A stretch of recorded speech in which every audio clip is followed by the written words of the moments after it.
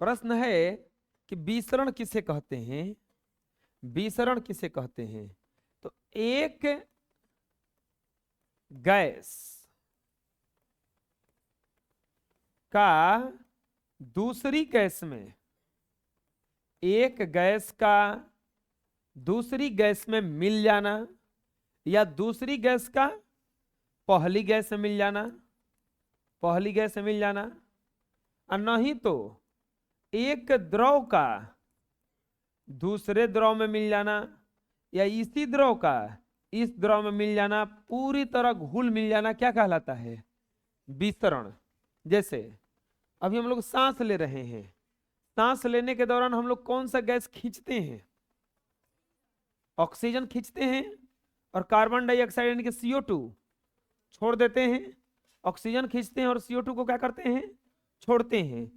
अच्छा एक बात बताइए, ऑक्सीजन को हम लोग अंदर लेते हैं और CO2 को क्या करते हैं, बाहर छोड़ते हैं। वायुमंडल में जहां हम लोग सांस ले रहे हैं केवल क्या वहां ऑक्सीजन है, अलग अलग गैस है। अब दुकान में सामान खरीदने जाते हैं किराना, अब मान लीजिए चीनी खरीदने जाते हैं, तो क्या दुकान में खाली चीनी बेचाता है, तो हम लोगों में अंतर क्या होता है।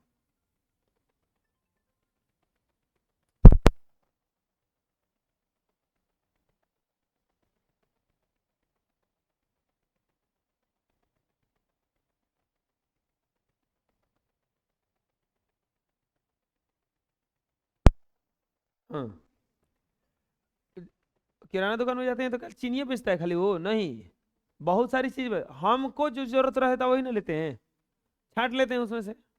तो वैसे ही देखो अब होता क्या है, गैस बहुत सारा रहता है, जैसे 28% नाइट्रोजन है, 21% नाइट्रोजन है, 21% ऑक्सीजन है, 21% ऑक्सीजन है, 0.03% CO2 है। जोड़ो, 8 1 9 और 7 2 9, 99.03% तीन को गैस मिला के है।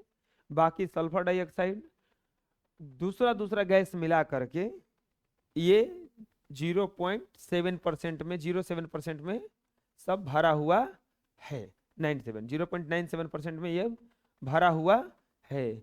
हम लोगों के अंदर सांस के साथ ऑक्सीजन, नाइट्रोजन, CO2, SO2 सब जाता है, फेफड़ा तक जाता है। अब फेफड़ा में जाने के बाद फेफड़ा में रहता है हीमोग्लोबिन। हीमोग्लोबिन एक ऐसा चीज है जो केवल ऑक्सीजन को ही रीड कर पाता है। तो ऑक्सीजन को वो रीड कर लिया, देख लिया, जो उठाना है वो किसको उठाना है, उसको खाली ऑक्सीजन को। नाक को ये गुण उपलब्ध नहीं है कि नाक ही बहरी से छटनी कर ले। किसको गुण दिया गया है, ये अंदर में फेफड़ा में हीमोग्लोबिन को। हीमोग्लोबिन क्या करता है, ऑक्सीजन उठा लेता है, तब बाकी है सब बचिए ना गया, नाइट्रोजन, CO2 और बाकी सब के सब। तो ये सब गैस CO2 के साथ क्या हो जाता है, फिर से बाहर रह जाता है, जिसको फेंक दिया जाता है। समझ में आ रहा है ना।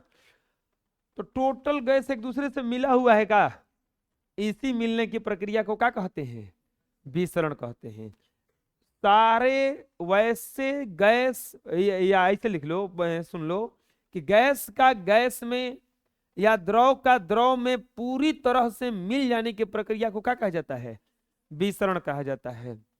जैसे एक गैस का दूसरी गैस के साथ मिश्रित होना, अर्थात दो विभिन्न पदार्थों के कणों का एक दूसरे के साथ घुल मिल जाने की प्रक्रिया को क्या कहते हैं, विसरण। चलिए बताइए, पानी में नमक डालिएगा घुल जाएगा कि नहीं घुल जाएगा, वो घुल जाएगा, पता चलेगा कि नमक है, नहीं। पानी में चीनी डालिए, घुल जाएगा कि नहीं घुल जाएगा।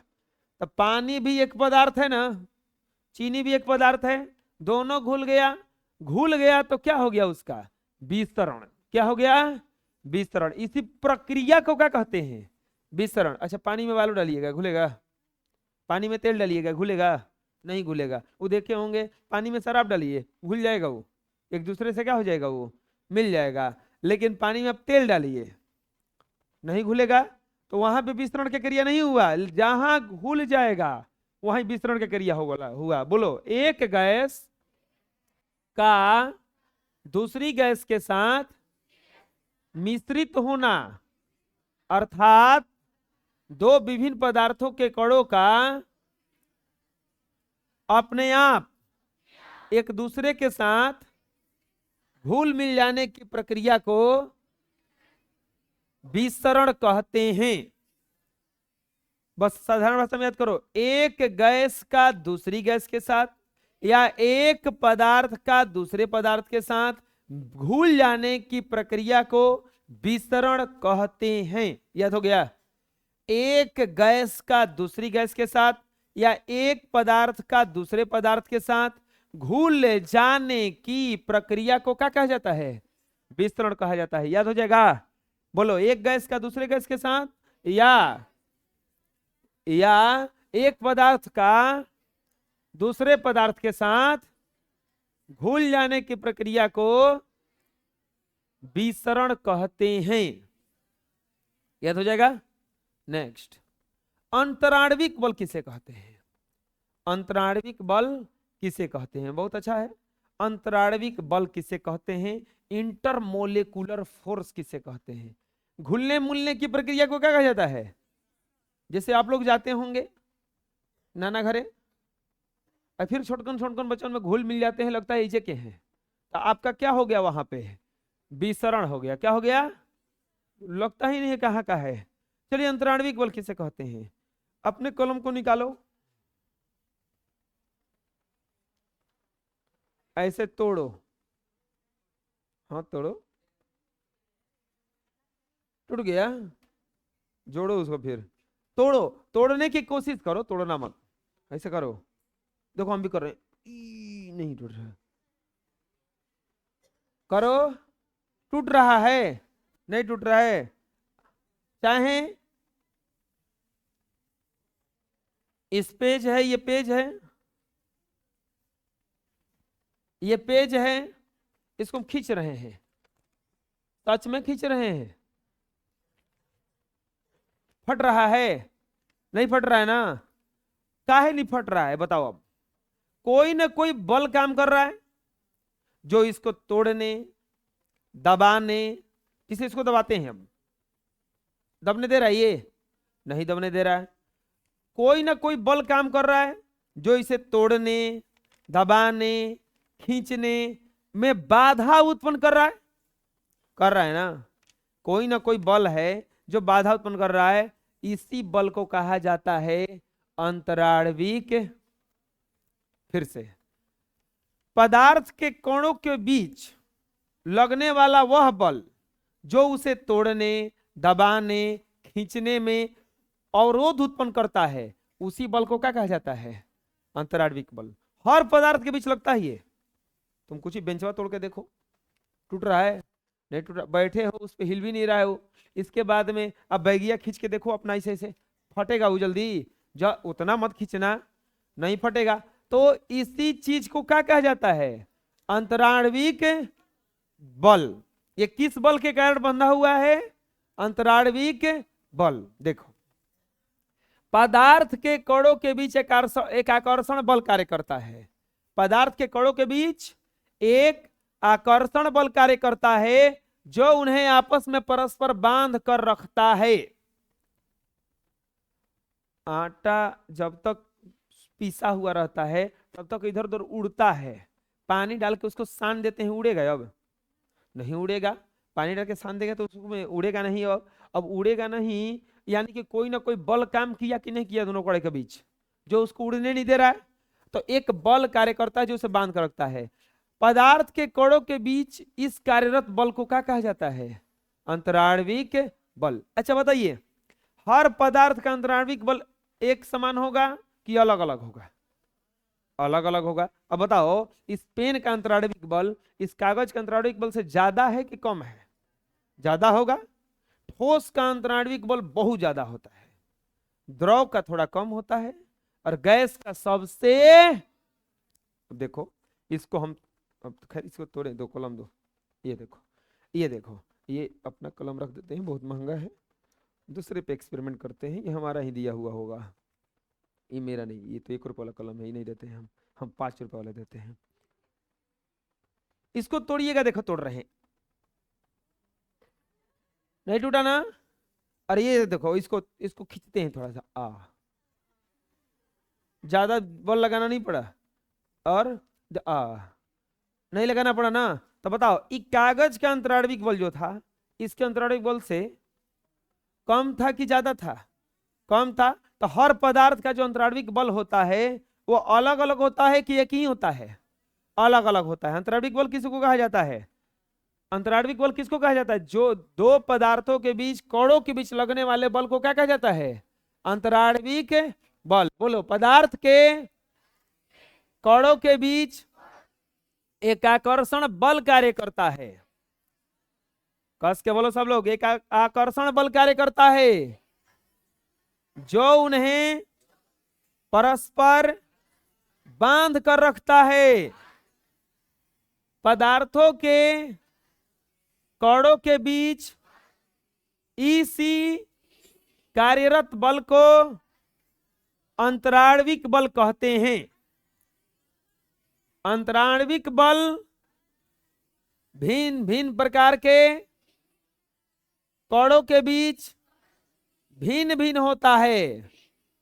यह ठोस पदार्थों में सबसे मजबूत, द्रव में उससे कम और गैसीय पदार्थों में सबसे कम होता है।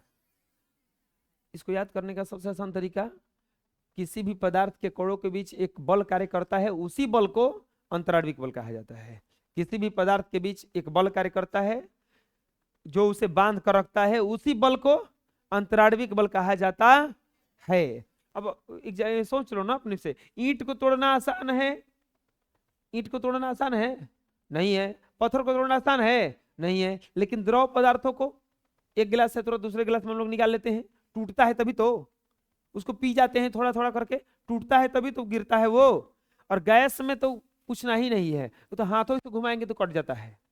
अगर अब सोचो, इसका अंतराणविक बल अगर कमजोर रहता, ऐसे हाथ करते तो हमारा हाथ उस पर चला जाता ना, तो बहुत ज्यादा है। पानी में हम लोग हाथ डुबा देते हैं, नहा लेते हैं, पानी में घुस के तैर लेता है आदमी, तो उसका अंतराणविक बल क्या होता है? कम होता है। और गैस में तो कुछ पूछना ही नहीं है। गैस तो कभी अवरोध उत्पन्न नहीं करता है उतना, वो तो आदमी मस्त आदमी घूमता रहता है। कभी कोई पूछता है कि गैस ने हमको रोक लिया? नहीं। तो पदार्थों के कणों के बीच एक आकर्षण बल कार्य करता है, वो बल उसे बांध कर रखता है। क्या करता है? उसी बल को क्या कहा जाता है? अंतराणविक बल। दो को चीज ये बताएं हम, विसरण, एक पदार्थ का दूसरे पदार्थ में घुल मिल जाना, एक पदार्थ का दूसरे पदार्थ में घुल मिल जाना, विसरण।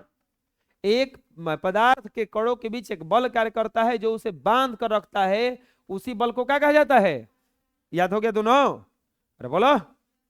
नेक्स्ट, अब आता है सबसे इंपॉर्टेंट है, ठोस, द्रव और गैस में अंतर। ठोस, द्रव और गैस में अंतर बहुत आसान है लिखना, ध्यान से समझिएगा। अगर उसका देखो गुण धर्म अगर आपको याद होगा तो गूढ़े धर्मों लिख देना है, 5 को अंतर लिख दीजिएगा, काफी हो जाएगा। 5 नंबर का आएगा तो 5-6 को लिख देना है, और 2 नंबर में आएगा तो बस अपन 3-3 को लिख देना है, हो जाएगा। चलिए देखते हैं। सबसे पहले अगर देखा जाए तो ठोस का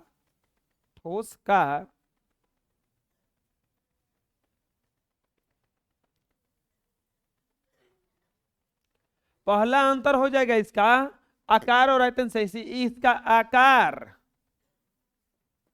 और आयतन दोनों क्या होता है? निश्चित होता है। इसका आकार अनिश्चित और आयतन क्या होता है? निश्चित। और इसका आकार और आयतन दोनों क्या होता है? एक अंतर हो गया। दूसरा, बहने के गुण से ले लो, तो ये बहता नहीं है, यह आसानी से बहता है, यह आसानी से बहता है। तीसरा अंतर ले लो, दबाने पर इसे दबाया नहीं जा सकता है, इसे दबाया नहीं जा सकता, इसे दबाया जा सकता है। चौथा अंतर ले लो, जिस बर्तन में रखेंगे उस बर्तन को यह पूरी तरह से भरता नहीं है, यह भी पूरी तरह से भरता, यह बर्तन को क्या करता है? पूरी तरह से भर देता है। घनत्व ले लो, अब घनत्व ले लो, तो इसका घनत्व सबसे सबसे ऊंच, घनत्व सबसे ऊंच, इसका घनत्व क्या होता है? ठोस से कम। इसका घनत्व क्या होता है बच्चों? ठोस से कम। इसका घनत्व सबसे कम, सबसे कम। ऐसा समझ में? कौन अंतर हो गया? 1 2 3 4 5। अगर और अंतर बनाओगे तो इसका अंतराण्विक बल,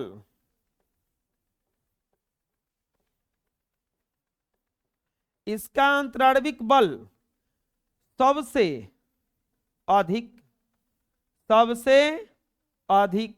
इसका अंतराण्विक बल क्या होता है? सबसे अधिक। इसका अंतराण्विक बल क्या होगा?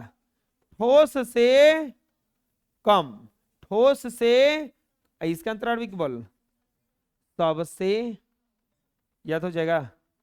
बोलो, पहला अंतर हम किस आधार पे बनाए? आकार और आयतन। डिफिनीशन लिए हैं पहले में बस। इसका आकार निश्चित, आयतन भी निश्चित। इसका आकार अनिश्चित, आयतन निश्चित। इसका आकार और आयतन दोनों अनिश्चित। यह बहता नहीं है, ये बहता नहीं है, यह बह सकता है और ये बह सकता है। इसे दबाया नहीं जा सकता है, इसे आसानी से दबाया नहीं जा सकता है, और इसे दबाया जा सकता है। यह किसी बर्तन को नहीं भरता है, यह किसी बर्तन को नहीं भरता है, यह किसी बर्तन को भर देता है। इसका घनत्व तो सबसे ऊंच होता है, इसका घनत्व तो ठोस से कम होता है, और इसका घनत्व तो सबसे कम होता है। अंतराण्विक बल में देखा जाएगा, इसका अंतराण्विक बल सबसे अधिक होता है, इसका ठोस से कम होता है, और इसका सबसे कम होता है। यह हो जाएगा? अरे बोलो। चलिए देख लेते हैं। इसमें है पहला अंतर, इसमें 5 गो है। इसका आकार तथा आयतन दोनों क्या होता है? निश्चित होता है। इसका आकार अनिश्चित और आयतन क्या होता है? निश्चित। इसका आकार और आयतन दोनों क्या होता है? अनिश्चित। इसके कणों के बीच की दूरी बहुत कम होती है, इसके कणों के बीच की दूरी ठोस की तुलना में अधिक होती है, और इसके कणों के बीच की दूरी ठोस और द्रव की तुलना में क्या होती है? अधिक होती है। बोलो। इसकी संपीड़ितता नगण्य होती है, यानी कि इसको दबाया नहीं जा सकता है। ये प्रायः संपीड्य होते हैं, मतलब ये थोड़ा सा मुश्किल से दबाया जा सकता है, और इसकी संपीड़ितता सबसे अधिक होती है। संपीड़ितता मतलब कि इसको प्रेशर बहुत ज्यादा दिया जा सकता है। इसका विस्तरण मंद गति से होता है। अगर बालू में डालिएगा, बालू पानी में डालिएगा, बहुत धीरे धीरे घुलेगा। मिट्टी उट्टी को डाल दीजिए, आराम से घुलेगा ना। और पानी में आप पानी को डालिए, पानी में आप दूध को डालिए, क्या 2-4 मिनट के बाद मिलता है? वो दूध बेचने वाले अगर 4 मिनट के बाद मिलेगा, और कहीं उसी समय पानी वहीं में घूमता रहेगा, पकड़ाइए जाएंगे ना। तो इसका विस्तरण जो होता है ठोस की अपेक्षा में अधिक होता है, और इसका विस्तरण जो होता है सबसे अधिक गति से होता है। इसका घनत्व उच्च होता है, ये जो है इसका बहुत ज्यादा घनत्व होता है। इसका घनत्व ठोस से कम होता है, और इसका घनत्व क्या होता है? निम्न होता है। इसका घनत्व क्या होता है? निम्न होता है। याद हो जाएगा? चलो बोलो। ठोस में इसका आकार और आयतन निश्चित होता है, इसका आकार अनिश्चित, लेकिन आयतन क्या होता है? निश्चित। इसका आकार और आयतन दोनों ही क्या होता है? अनिश्चित होता है। बोलो। इनके कणों के बीच की दूरी बहुत कम होती है, इनके कणों के बीच की दूरी ठोस की तुलना में अधिक होती है। इनके कणों के बीच की दूरी ठोस तथा द्रव की तुलना में अधिक होता है। इसकी संपीड़ितता का बोलो नगण्य होती है। ये प्रायः संपीड्य होते हैं। इसकी संपीड़ितता सबसे अधिक होती है। इसका विसरण मंद गति से होता है। इसका विसरण ठोस की अपेक्षा अधिक गति से होता है। इसका विसरण गति बहुत अधिक होता है। इसका घनत्व ऊंच होता है, इसका घनत्व ठोस से कम होता है और इसका घनत्व निम्न होता है। याद हो जाएगा, याद हो जाएगा ना ठोस द्रव का इसमें अंतर है। चलिए आगे चलते हैं। घनत्व, घनत्व किसको कहा जाता है? घनत्व का मतलब क्या होता है? हम घनत्व समझा चुके हैं पहले भी। जैसे पानी में आप हाथ चला लेते हैं, थोड़ा सा रुकावट पड़ता है ना, या पानी में आप लोग चल लेते हैं, थोड़ा सा रुकावट पड़ता है ना। इस दीवार को हम पार करके उधर नहीं जा सकते हैं, जा सकते हैं? और गैस में तो चलते रहते हैं ना। यानी कि ठोस का घनत्व तो सबसे ज्यादा, द्रव का उससे कम, और गैस का सबसे कम होता है। तो घनत्व का कहा जाता है, देखो, किसी भी द्रव के इकाई आयतन को, इकाई आयतन का द्रव्यमान को घनत्व कहते हैं। किसी भी द्रव के इकाई आयतन के द्रव्यमान को घनत्व कहते हैं। घनत्व बराबर होता है द्रव्यमान बटा आयतन। घनत्व बराबर क्या होता है? द्रव्यमान बटा में आयतन। मतलब क्या है? जिसे इकाई आयतन के द्रव्यमान को क्या कहा जाता है समझिएगा। मान लीजिए कि इतना ही सारा ले लिया गया कोई पृष्ठ, इसको तौला गया, इसको तौला गया, तो ये एक वस्तु को तौला गया, तो ये मान लीजिए आया 1 kg, यानी कि 1000 ग्राम। कितना आया? 1000 ग्राम। ठीक कितना ही वस्तु ले लीजिए आप ये, और इसको तौलिए, तो इसको तौला गया तो मान लीजिए आया ये 30 ग्राम। चलो आगे बढ़ते हैं, थोड़ा सा 100 ग्राम। और ठीक कितना ही वस्तु बड़ा ले लीजिए और इसको तौलिए, और ये आया केवल 5 ग्राम। साइज में कोई फर्क नहीं था। बोलेंगे कि कैसा ऐसा वस्तु ले लेंगे। मान लीजिए इतना बड़ा आप लोहे का टीना का एक चादर ले लीजिए। टीना होता है ना घरे, तेल वाला डब्बा, वो ले लीजिए। उसी साइज का एक लोहे का चादर लीजिए, प्लेट, लोहे का प्लेट। तब बताइए टीना और प्लेट, लोहे के प्लेट में कौन भारी हो जाएगा? लोहे का प्लेट भारी हो जाएगा। साइज में कोई फर्क था का? साइज तो उतना ही था। किस चीज में अंतर था उसमें? द्रव्यमान में। किस चीज में अंतर था? द्रव्यमान में। द्रव्यमान में जब एक के साइज के बर्तन में, बर्तन का एक के साइज के वस्तु का द्रव्यमान में अंतर हो जाए, तो जो अंतर है उसी को क्या कहा जाता है? घनत्व। जो अंतर है उसी को क्या कहा जाता है? घनत्व। अरे नहीं समझ में आ रहा है? एक कमरा है, उसमें केवल एक आदमी बैठा हुआ है, इतना ही बड़ा कमरा में 100 गो आदमी बैठा हुआ है घुस घुस के कैसे भी, तो 100 गो बता, तो बताओ घनत्व सबसे ज्यादा कहाँ हुआ? जिसमें 100 गो बैठा उसमें ना। कमरा तो लोड, कमरा तो उतना ही बड़ा है। तो उसी चीज को क्या कहा जाए? दोनों में अंतर कौची का है? घनत्व का। दोनों में अंतर क्या चीज का है? घनत्व का। जैसे शहर और देहात में अंतर किस चीज का है बताओ? आदमी जो रहते हैं ना, उसी के घनत्व का। देहात में बहुत जगह रहता है और लोग रहते हैं जो क्या रहते हैं? कम रहते हैं। शहर में जगह कम रहता है और लोग जो रहते हैं बहुत ज्यादा क्या रहते हैं? ज्यादा रहते हैं। अरे एक एक घर में अगर देखोगे किराएदार अगर घर होगा, तो एक एक घर में एकदम 100 आदमी भरल है। और अगर 10 गो घर होगा तो कम से कम 4 गो घर होगा तो 40 आदमी। गांव देहात में चले जाओ, एक घर में 4 गो आदमी निकल जाए तो बहुत काफी है, चाहे अपने फैमिली का खाली रहता है। तो शहर का घनत्व, शहर में और देहात में अंतर किस चीज का है? घनत्व का। घनत्व का ना, घनत्व का ना, कि बहुत ज्यादा घनत्व है। तो चलो बोलो, किसी भी द्रव के इकाई आयतन के द्रव्यमान को घनत्व कहते हैं। फिर से, किसी भी द्रव के इकाई आयतन के द्रव्यमान को घनत्व कहते हैं। याद हो जाएगा? किसी भी द्रव के इकाई आयतन के द्रव्यमान को घनत्व कहते हैं। घनत्व बराबर सूत्र क्या होता है? द्रव्यमान बटा आयतन। घनत्व बराबर सूत्र क्या होता है? द्रव्यमान बटा आयतन। घनत्व बराबर सूत्र क्या होता है? द्रव्यमान बटा आयतन। देखो यहीं पे दो चीज लाए यहाँ पे, इसमें कम है कि इसमें कम है? ये पहला वाला में कम है कि दूसरा वाला में कम है? तो घनत्व किसका ज्यादा हुआ? दूसरा वाला का ना। ये देखो गैस का जो कण रहता है ऐसे रहता है दूर दूर एकदम, लिक्विड का जो कण रहता है देखो नजदीक नजदीक है, और गैस सॉलिड का देखो पता नहीं चल रहा है कि कितना ज्यादा है। तो सॉलिड का घनत्व जो होता है क्या होता है, ज्यादा, लिक्विड का क्या होता है, कम, और गैस का क्या होता है, किसी भी द्रव के किसी भी द्रव के इकाई आयतन के द्रव्यमान को क्या कहा जाता है, अरे बोलो, किसी भी द्रव के इकाई आयतन के द्रव्यमान को क्या कहा जाता है। आप लोग कभी सोचे हैं कि सोने चांदी का गहना काहे बनता है,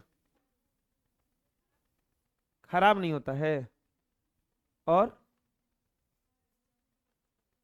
जंगे लगना ना खराब होता है, नहीं इस कारण से नहीं होता है। सोना और चांदी क्या ठीक है इसमें जंग नहीं लगता है, एक कारण है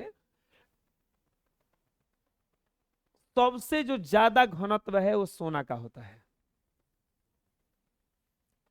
सबसे ज्यादा घनत्व किसका होता है, अगर आप इतना ही बड़ा सोना ले लो और इतना ही बड़ा लोहा ले लो, चाहे दूसरा वस्तु ले लो, तो इसके वजन जो होगा सोना का ज्यादा हो जाएगा, एकदम बराबर बराबर एकदम एक के साचा में डाल दो पिघला करके सोना को भी और लोहा को चाहे किसी भी धातु को, अगर दोनों का द्रव्यमान निकालोगे, द्रव्यमान निकालोगे तो दोनों का द्रव्यमान में सोना का जो द्रव्यमान होगा वो क्या हो जाएगा, अधिक हो जाएगा, क्योंकि सोना का घनत्व जो होता है क्या होता है, कम होता है। देखोगे पतला पतला एकदम गहना होना देखे होंगे, सिकड़ी चाहे कुछ भी, तो उसमें देखो पतला पतला तार जैसा बना के टांग देता है ना, कैसा बनाया, एक हल्का सा कुंडी बनाया, फिर उसमें कुंडी बनाया, फिर इसे टांग देता है, तो हदला पतला पतला उसी उसी करके अगर तुम तार ले लो लोहा बांधने वाला, वो नहीं टंगाएगा, वो टूट जाएगा जल्दी ही, लेकिन ये नहीं टूटता है, क्यों, क्योंकि बहुत घना तो बहुत ज्यादा कम होता है, इतना पतला बनाया जा सकता है इसको, तो इसी कारण से सोना वोना का ज्यादा गहना बनता है, क्योंकि इसका घना तो सबसे ज्यादा क्या होता है, कम ज्यादा होता है, बहुत ज्यादा होता है इसका घनत्व। तो घनत्व किसे कहते हैं समझ में आ जाएगा ना, बोलो, किसी भी द्रव के इकाई आयतन के द्रव्यमान को घनत्व कहते हैं। अब आता है आकार, इंग्लिश में कहा जाता है इसको शेप। आकार किसको कहा जाता है,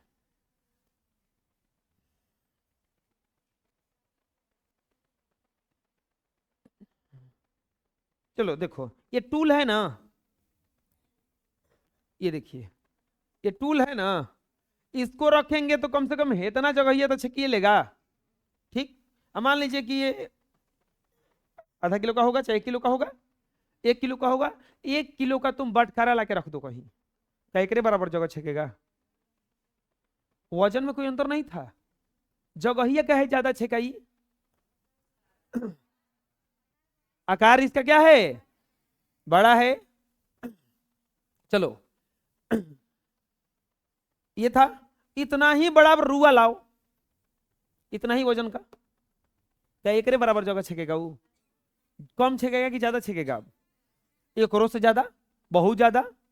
इसी वजन का हम लोहा लाए तो इति को आया, लोहा का बटखारा कितनी को होता है, इति को होता है, इसी वजन का हम इसको लाके रखे तो थोड़ा उससे ज्यादा, उतना में तो हम लोग देखे 20-25 गो, 30-40 गो, 50 गो रखा जाएगा, वैसा वैसा रखा जाएगा ना, लेकिन इतना ही बड़ा हम रुआ उठा के लाएंगे। अब लो उसके लिए और जगह चाहिए, किस चीज में अंतर हो रहा है, वजन में कि जगह छेकने में, तो जो वस्तु जितना जगह छेकता है उसी को क्या कहा जाता है, उसका याद हो गया, जो वस्तु जितना जगह छेकेगा वही क्या है, उसका आकार, जो वस्तु जितना जगह छेकता है उसी को क्या कहा जाता है, सब वस्तु का आकार एक जैसा नहीं होता है, क्योंकि हर वस्तु अपना अलग अलग जगह छेकता, सब कोई अपना अलग अलग जगह छेकेगा, कि सब कोई बराबर जगह छेकता है, नहीं छेकता है ना।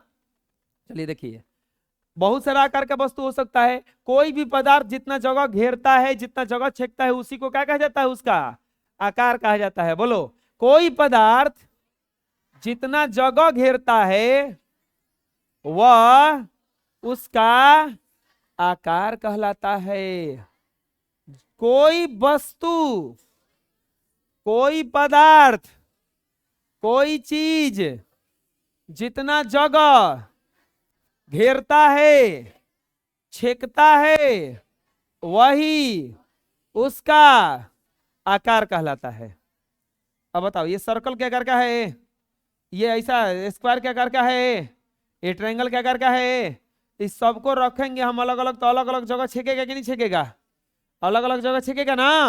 अरे इसको रखेंगे तो इतना छेक लेगा, इसको रखेंगे तो चरखूट ऐसे छेकेगा, थोड़ा सा बेसी जगह छेक लिया ना। तो यही चीज क्या कहलाता है? इसका आकार कहलाता है। क्या कहलाता है? आकार। समझ में आ गया? घनत्व तो किसको कहा जाता था? प्रति इकाई आयतन में के द्रव्यमान को घनत्व। प्रति इकाई आयतन के द्रव्यमान को घनत्व। जो वस्तु जितना जगह छेकता है, जितना जगह घेरता है, उसको क्या कहा जाता है? अरे बोलो, काश के बोलो। अब आता है तरलता। तरलता, तरलता किसको कहा जाता है बताइए? पानी को गिराइए, बहेगा क्या? वो बहेगा ना। क्यों पानी बहेगा? क्योंकि द्रव है, और द्रव जो होता है वो बहता, हवा बहेगा कि नहीं बहेगा? बैलून में हवा रहता है ना, जैसे ही जन्मदिन आता है तब फोड़ते हैं हम लोग, फोड़ते हैं तो उसमें का हवा क्या होता है बताओ? बहिए ना जाता है, उसका हवा क्या होता है?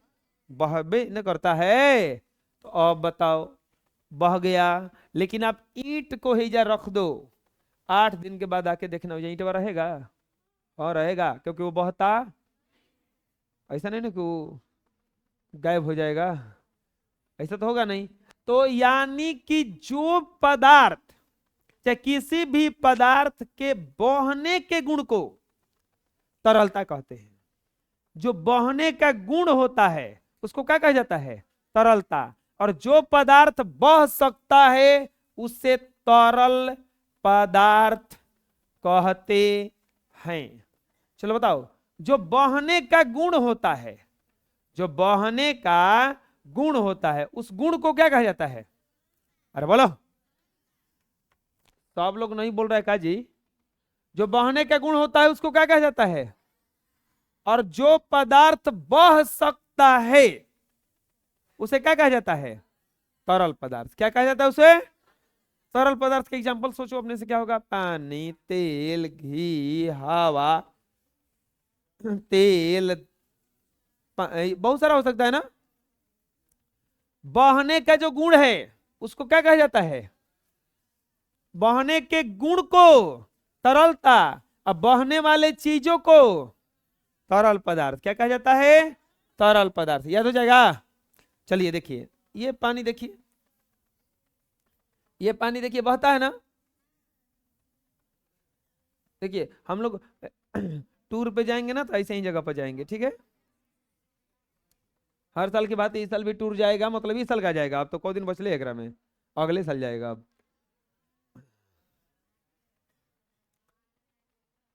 वह पदार्थ जो आसानी से बह सकता है उसे तरल पदार्थ कहते हैं, और बहने के इसी गुण को तरलता कहते हैं।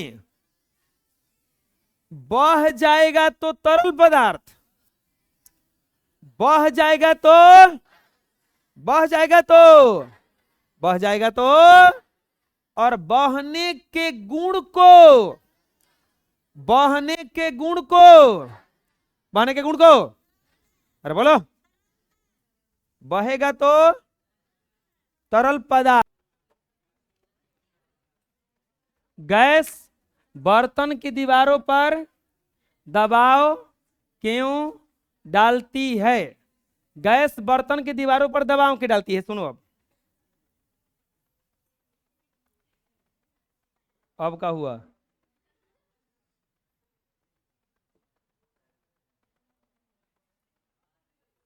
देखिए, ये गैस, ये मान लीजिए बर्तन है, गैस बर्तन की दीवारों पर दबाव क्यों डालती है? बैलून जो होता है फोड़ा जाता है, कहीं भी फोड़ोगे तुरंत क्या होता है?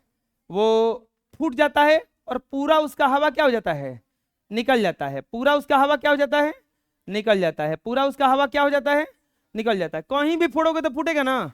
लेकिन अगर आप बोतल में पानी ले लो, बोतल में पानी ले लो और उसको आप ऊपर में इसका छेद करो, ऊपर में, क्या पूरा पानी निकल जाएगा?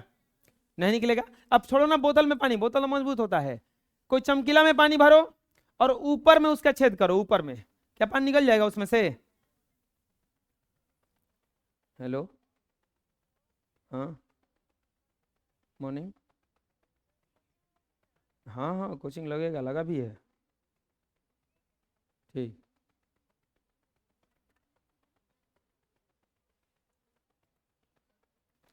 गैस जो है बर्तन की दीवारों पर सबसे ज्यादा दूर दूर कण किसका होता है? ठोस का कि द्रव का कि गैस का? गैस का। द्रव का क्या होता है? नजदीक ना। अरे घना तो पढ़े थे आप लोग, तो देखो घना तो में क्या दिखाए थे हम, यही ना, कि इसका देखो कण बहुत दूर दूर रहता है, इसका कण थोड़ा उससे नजदीक नजदीक रहता है और इसका कण सबसे नजदीक रहता है। अगर दूर दूर रहेगा, दूर दूर क्या, ये और दूर होने के लिए तत्पर भी रहता है।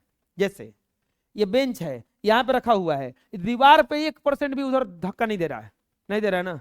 लेकिन अब पानी रखोगे तो चारों तरफ से फैलता जाएगा, वो दीवार पे जाके प्रेशर देने लगेगा। लेकिन गैसवा जो रहता है, समझ लो कि यही जे आके लगल है कि तुमको इससे प्रेशर हटा बस वो नहीं जाए, मतलब वो हटने के लिए प्रेशर देता रहता है। क्यों?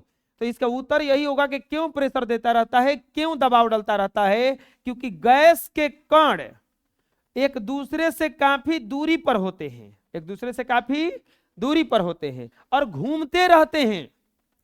इसी कारण से गैस जो है अपने बर्तन के दीवारों पर क्या देता रहता है? दबाव डालता रहता है। समझ में आया क्या कर रहे हैं हम? फिर से, गैस जो है बर्तन की दीवारों पर दबाव क्यों डालता है? गैस के कणों के बीच की दूरी बहुत अधिक रहती है और वे हवा में तैरते रहते हैं। इसी कारण से ये अपने बर्तन पर के दीवारों पर क्या करते रहते हैं? दबाव डालते रहते हैं। बर्तन के दीवारों पर क्या करते रहते हैं? दबाव डालते रहते हैं। चलिए देखिए, शायद फूट जाए। ये देखिए बैलून है, इसमें गैस भरा हुआ है ना, हवा भरा हुआ है। अब ये देखो, ये चारों तरफ से भरा हुआ है, क्योंकि अगर इसको थोड़ा सा भी फोड़ेंगे,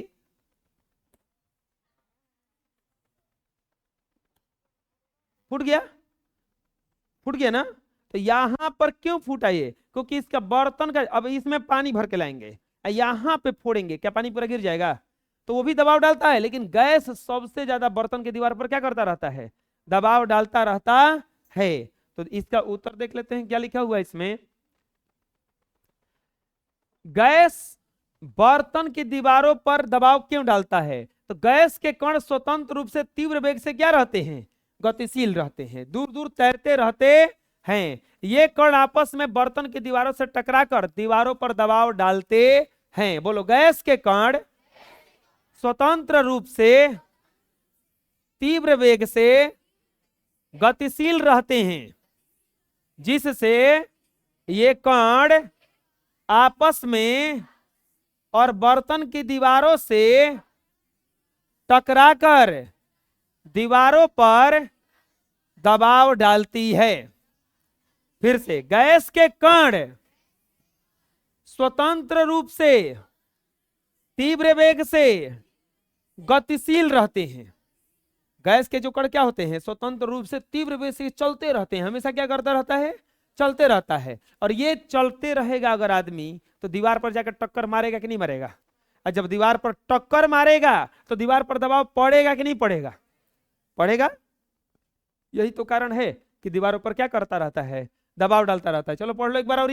गैस के कण स्वतंत्र रूप से तीव्र वेग से गतिशील रहते हैं और ये कण आपस में और बर्तन की दीवारों से टकराकर दीवारों पर दबाव डालती है। याद हो जाएगा। गैस के कण क्या करता है? स्वतंत्र रूप से घूमता रहता है और अपने में टकराता है, कभी दीवारों से टकराता है, इसी कारण से यह दबाव डालता रहता है। याद हो जाएगा। अगला, गैस पूरी तरह से उस बर्तन को भर देती है जिस बर्तन में इसे रखते हैं। क्यों? प्रश्न यही है कि गैस कोई भी हो पूरी तरह से उस बर्तन को भर देती है जिस बर्तन में रखा जाता है। क्यों ऐसा होता है बताओ? तब तुरंत आप लोग पढ़े कि गैस के जो कण होते हैं हमेशा स्वतंत्र गति से गति करते रहते हैं, स्वतंत्र रूप से क्या करते रहते हैं, चलते रहते हैं। अब मान लीजिए कि कोई अब ठोस है, चुपचाप बहता नहीं है, बैठा रहता है, जहां रखिएगा वहां रहेगा। और गैस क्या रहता है, घूमता रहता है। अब सुने होंगे कभी कभी कि पूरा घर सिर पे उठैले बा, लइकवा होता है सब छोटका छोटका, इतना दौड़ता रहता है, कूद फन करता रहता है, एक दो गो रहेगा लेकिन पूरा मारेगा कि लगता है कि वही चारों तरफ दिख रहा है, जहां जाइएगा उसी को पाइएगा। ऐसा क्यों होता है? क्योंकि वो पूरा दौड़ते रहता है, जहां जाइएगा हुजो दिख रहा है, फिर तनकी में हेजा दिख रहा है। तो चारों तरफ से जब रहेगा तो लगेगा कि चारों तरफ वह भरा हुआ है। वैसे ही गैस वो है, गैस पूरी तरह से उस बर्तन में क्या करता रहता है, घूमता रहता है। घूमता रहता है तो पूरा बर्तनों का भरिए ना देगा, पूरा बर्तनों का क्या कर देगा, वो भर देगा। अरे आप क्या कहते हैं, वो ले लीजिए, बंद कर लीजिए डब्बा, डब्बा में बंद करके वो अंटी उंटी ले लीजिए और उसको घुमाइए, छोड़ दीजिएगा तो एक जगह स्थिर हो जाएगा वो, लेकिन घुमाइएगा तो हर जगह दिखेगा वो, हर जगह दिखेगा वो। चाहे आप सबसे साधारण में यहाँ पर ये एक एक्सपेरिमेंट करते हैं, अगर किसी का मुंह पे जाए तो अपना मुंह बचाइएगा, ठीक है, हमारा रिक्स नहीं है। हाँ ऐसे ठीक है ना, होने जाएगा। फिर उन्हीं तो ढेर चीज रखा है उतना, ये हर जगह दिख रहा है का? दिख तो हर जगह रहा है, जैसे जैसे गोल घूम रहा है, लेकिन क्या यह हर जगह है? एक ही जगह कहीं होगा, दिखाई कहां दे रहा है, हर जगह पे। जब हर जगह पे दिखाई दे रहा है, इसमें भी दिखा देते हैं। अरे नहीं लगेगा, क्या डरा रही है इतना, लगेगा तुम पे कैसे आएगा जी? ओवर एक्टिंग, ओवर एक्टिंग कर रही है, उधर जाएगा, उधर उधर कहां से चला जाएगा, है नहीं, है नहीं जाएगा, नहीं तो है नहीं जाएगा, तो हम पे ना लगे। हाँ चलो, ओवर एक्टिंग के 5 रुपया कटेगा। ये हर जगह दिख रहा है, हाँ एक ही जगह पे ना, हाँ एक ही जगह पे दिख रहा है हर जगह। तो यहां पर अरे मोह है, बुझा रहे ना, मोह है, दया है हम में भी, ठीक है। ये हर जगह दिख रहा है ना, तो हर जगह दिख रहा है एक ही जगह। क्यों दिख रहा है? क्योंकि हमेशा घूम रहा, हमेशा घूम रहा। और पंखा उनका चलता है तो लगता है कि पूरा है, पूरा इसलिए है क्योंकि ये घूम रहा, गैस घूमता है, इसीलिए हर जगह क्या कर जाता है, ये जाके भर जाता है। याद हो जाएगा? चलो देखो, गैस में कणों के बीच की दूरी अधिक होती है और कण में बहने का गुण होता है, जिसके कारण वह बर्तन में फैल जाती है। यही कारण है कि गैस की कम मात्रा भी पूरे बर्तन को भर देती है। याद हो जाएगा? गैस जो होती है, बोलो, गैस में कणों के बीच की दूरी अधिक होती है और कणों में बहने का गुण होता है। यही कारण है कि गैस की कम मात्रा भी पूरे बर्तन को भर देती है।